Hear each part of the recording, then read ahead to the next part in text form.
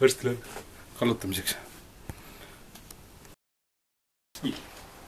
Ka minule esitati see jääkuubiku värk. Lähen siis siin teistelegi esitama. Teen seda omas õhus. Mis ma just rääkisin? Minu väljakutseks on Toomas Assak, Siidja Viljar ja Roman Rapart.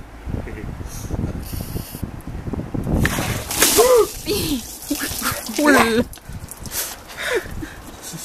Aune võiks minna. Kõik või?